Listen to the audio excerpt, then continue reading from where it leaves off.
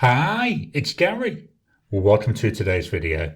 So today, another one of my experimental style videos. What I thought I'd do is I'd walk you through essentially what's on my desk. So how do I record? How do I create my videos? So I'm not going to do a detailed dive into each of them. I'm just going to go very quickly, show you what they are, give you a quick look at them. If you want a more detailed dive, please let me know. You know, what is it you'd like more information on? I'd be more than happy to share that. So let's jump on in and take a look at the desk.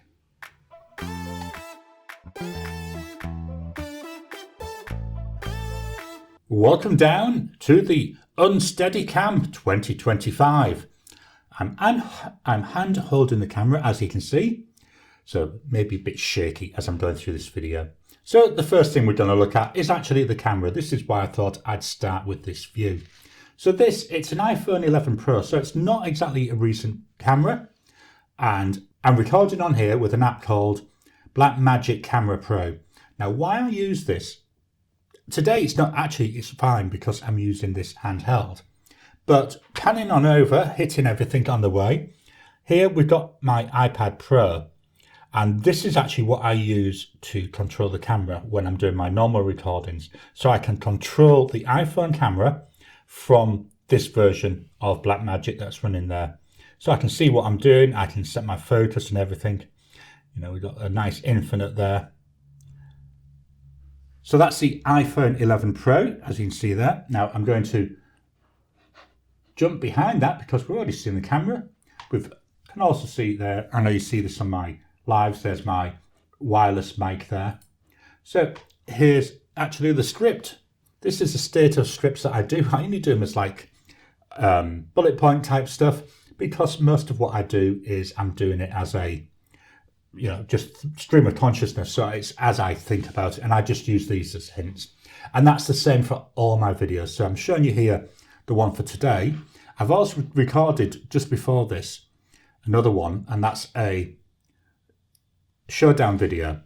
And these are the scripts I use for my showdown videos. This is a numbers spreadsheet. I generate this by doing an export from my pen list database of the two pens that I'm looking at. So in that database, I've got all this information stored. So again, that then becomes the script that I use for a showdown video. So let me get back to the script here.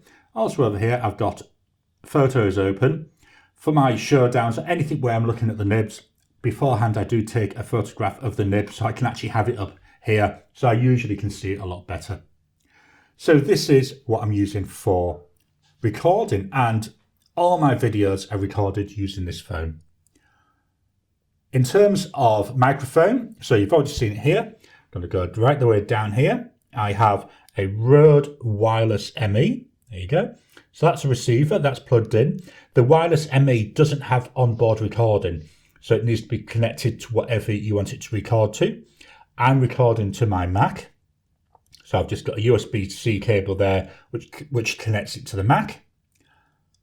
And then for actually recording my audio, here we've got Audacity. So this is a free app. It's free, it's open source. Here we go, and you can actually see, as I'm recording, you can see live. So I've got that going. And I'm recording in stereo. I deliberately record in stereo, so I believe the left channel gets my voice and the right channel gets the recording of the desk. Could be the other way around. Really handy, really good. So as you can see, I'm monitoring it as I'm going along. So this is running on the screen of my computer. I'll talk about the computer in a minute. And then after I've finished, not sure if it'll let me show these, no it won't. But after I've finished recording, so when I've hit stop, I do some little tweaks to the audio. Let me just move this on in a little bit closer. So I do noise reduction, so that gets rid of most of the background noise. Compressor and filter curve EQ. There's some presets in Audacity for isolating voices, so I use that in both of those. I also use it to boost a little bit of the volume. And then the last step I do before I export it is I've got this loudness normalization. So I run that, and that increases the volume on the tracks to give me a very nice, I'm going to say loud track to take into my editor. So that's the audio. Backup. Now, I've had times where my mics, more so when I had my previous mic, where that would go out of whack. So what I do is I also record audio onto the phone. It's not as good, but I've got it there as a backup if I need it. Looking at the desk, so this is an IKEA desk. There we go. It's a sit stand and it's got a nice little curve there at the end. And just panning quickly, I'll go a little bit more slower. So over on this side, I've got a stand here for the camera. I'll look at that in a second. Got these clips. These help to keep all the cables tidy. Got my AirPods there in their case. Got my Darth Vader mug sat underneath my desk lamp. When I'm recording, I turn the desk lamp on because I've got other lights. But normally if I'm sat in here, that desk light is on. There's Darth Vader with the pens that I needed to be cleaned. I've got my journal there. That's my Kindle one. Showed you this already though. I've got the iPad there. And then I'm going to stand up for this because it might be a bit easier. In front of the iPad and a horrible angle. Here I've got my wooden board. This is what you see in my recordings. On there I've got my Rodeo notepad. There we go. I've hopefully leveled that off. So that's what I was using to record a few minutes ago. Then I've got the desk mic there. I do have a bit of Velcro just to help keep that in place. So this is why I'm tending to go towards this side of the board, purely because I want to make sure I'm nice and close to that mic. Next to that, I've got an old iPad. On here, I've got an app called Multi-Timer. This is the free version I'm using. You'll notice a lot of the stuff I'm using is either stuff I've already had or free stuff. So there we go. So that's when I'm doing my drying time. So you can see 10, 30, a minute and 2 minutes. I know that the descriptions don't match what I want, but I don't care about that. I can change them, but I've never worried about it. Next to the wooden board, here I've got, this was from South Africa, this mat. And on that, that's where I keep all the pens and anything I'm going to be using. I use this because it deadens the sound when I put it down. Otherwise, you can hear me putting it onto the table or the desk. We'll continue with the desk. Here we've got the main driver. This is a MacBook Pro. It's the M1 version, so I think it's either 2021 or 2022 that it's from. So again, it's not a modern one, but it's good enough for what I need. We're coming down here. We've got my keyboard and my tissue. Let me move the tissue. You don't need to see that. There we go. Here's the keyboard. This is a K8 keyboard by Keychron. Nice clickety-clackety. Hopefully that hasn't messed something up. It does go to sleep after a couple of minutes, so it's still asleep, so I've hopefully not messed anything up too much. Next to that, we've got my 2 pen rests in case I need them. This one, when I got my first Just Turnings pen, it came with that, and it's actually made by the kids of the guy who makes the Just Turnings pens. Continuing around with the desk, here I've got my planner with my paper. So this is there in case I need to make any notes whilst I'm recording. So that's always handy. On that, I've got the scales of weighing and the rule of measuring. Behind that, I've got there. Add this years. Hopefully we can get that there. Alcohol is the answer, but I can't remember the question. So that sits there. That's where I normally keep my hot drink. When I'm recording, I do put them onto this mat at the back.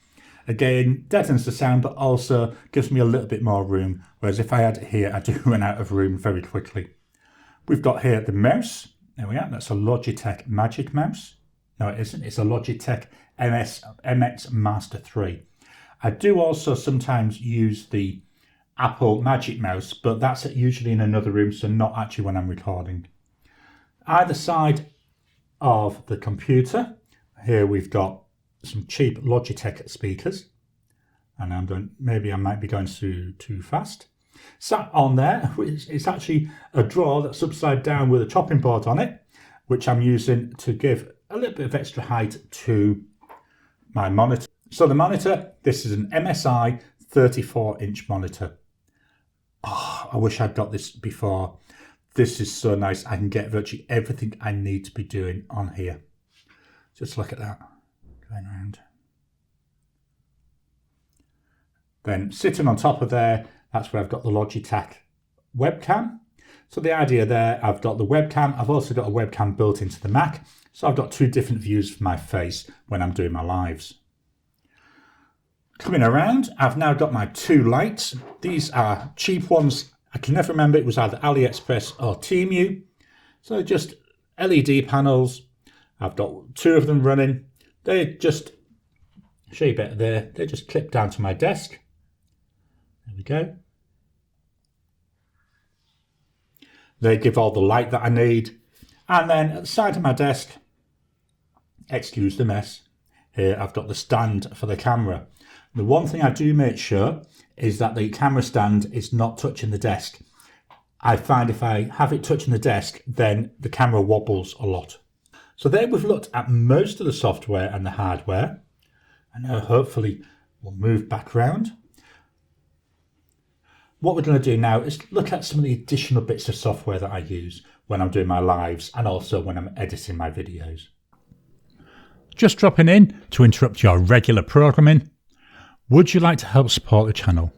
If so, please consider joining as a member. As a member, you'll get early access to my videos. I normally upload them a couple of days before they go out, and as soon as they're uploaded, they'll be released to members. There'll also be a shout out at the end of the videos, and then as we get the members coming in, we'll actually chat among ourselves and work out what other perks, what other things you'd like me to add in. You know, would you like maybe a monthly live chat just for members? All down to us. So please, if you can, consider joining the channel. A link will be in the description down below. For editing my videos, I use something called DaVinci Resolve. This is free. There is a paid version, which is DaVinci Resolve Studio, which is about 500 Aussie dollars. But everything I need to do, I can do through here, which is just DaVinci Resolve. And I say it's free. What I'm going to do, just to give you a quick idea. So this is a brand new project.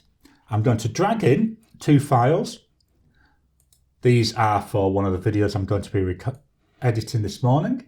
So there's one. So this is the audio from Audacity.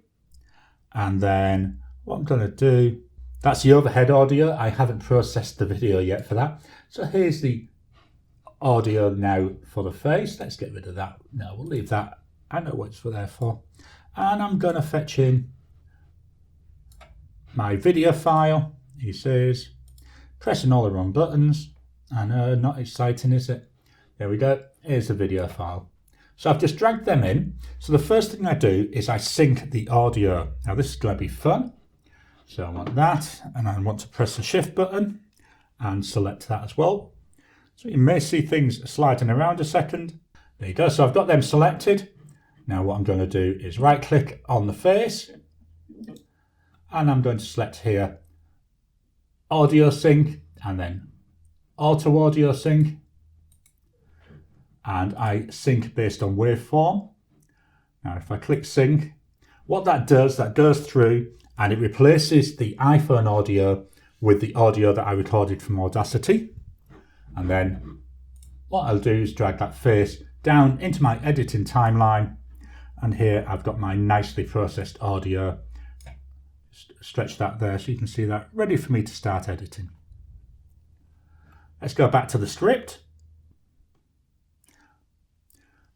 The app that I use when I'm doing my live streams, there we go.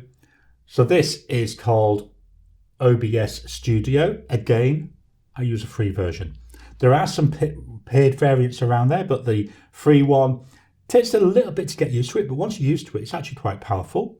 So I've got all sorts of different scenes on here. They are controlled, again, going back to that iPad. So they're controlled through here. So if I press a button on here, it then plays the relevant scene over on the Mac. So let me see if I can get them both. So if I want to go and do the pen of the week, it plays the stinger. And then we wouldn't normally see the camera. I've got the camera handheld so you don't see it. So let's go and try, let's do move seat. There we go. just makes it dead easy. I do pay a subscription for this. There is a free version, but it only gives you, I think it was 6 of these buttons on the screen. Whereas what I do is I use the paid version. It's not a lot. It's a one-off fee per year, and that gives me a lot more. So I've got loads of different ones there. As you can see, I've got a mute button for when I'm on my live. And here you can see there's a live count of subscribers to the 10 below. So it truncates rather than rounds. We'll go back here. So back to DaVinci. So there we are, back to DaVinci. I know I jumped around a bit. I did want to say when I export, so DaVinci does support lots of different ways to export. What I've done is I've got here a preset for 4K. So it sets that there for all the various settings that I like. So when I export from here, it exports it straight into 4K. And then I can go back to the editor part. If you watch my daily shorts, so we're heading on over, you'll see that daily short. So it's about a 1 minute or under a minute video. I create those on the iPad, and this uses a tool called LumaFusion. So here it is showing it up. So this gives me a lot of power. I used to edit my full videos on this, but what I found is because this is an older iPad, I think this is the 2021 model, might even be 2020. But because this is an older iPad, it obviously doesn't have the power. And I would find, because I edit 4K videos, once I've got about 8 minutes in, it would just really grind to a halt. I'd have to then restart the iPad and then carry on editing. That's why I switched to using that DaVinci Resolve. But for short videos, this is what I use. So here you can see that's my pens of the week. There's some of the ones. And then in here, I've also got there where I'm working on my for Inkvent. That's where I had my little introduction. Here, that's where we've got the video that I use when I'm doing the Discord chats. And then I've got, various titles here. Missing media. I soon sort that out when I need to change them.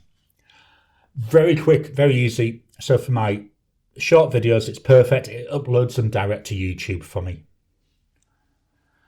Right, let's head back over and look at the script again.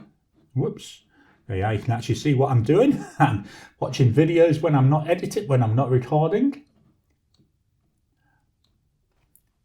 So that's about it. That's the text setup. Not a lot there. Oh yeah, titles. Titles are generated using ChatGPT based on prompts. It's the only thing I'll use a large language model for at the moment. So they get stored actually in here in notes. So what I've got is a shortcut, and I'm going to just go to it here, video titles. So here are some that I've been working on. So what I do is I put in here the title that I want for it. I highlight it, then I click and I come down here and I've got this shortcut that I've created called YouTube titles. What that does, it goes away. It's now doing that. It's processing and it's talking to GPT, and then eventually it will come back with a new file. There we go. It's come back, and here's some ChatGPT suggestions for what I could call that video. So just a little tiny thing. What I try and do is, where possible, come up with shortcuts to make my life easier. Thumbnails, I use an app called Affinity Designer. I didn't get that up. Let me get that up. So what I've done in Affinity Designer, I've created a number of templates. So Affinity Designer, this is a paid app, so it's not free.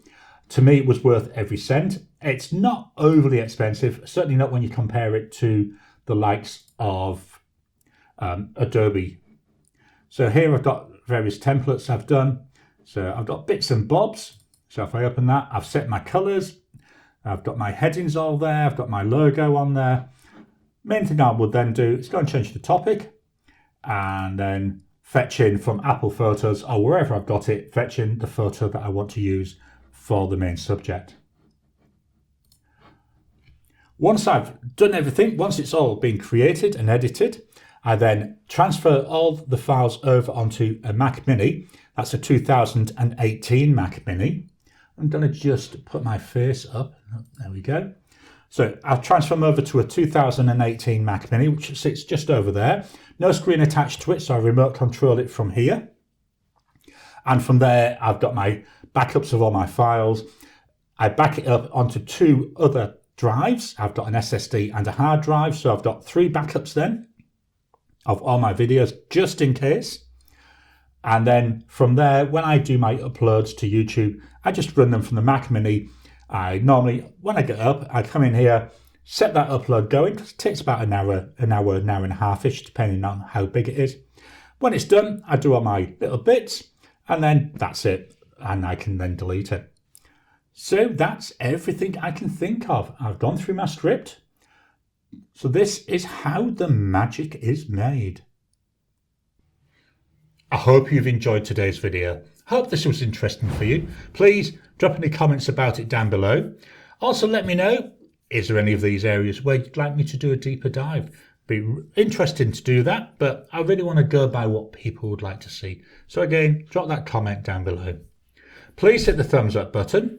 Every time you like, every time you comment, just helps with the YouTube algorithm. If you haven't already, please subscribe to my channel so that you can get new videos as I release them. I'll talk to you again soon.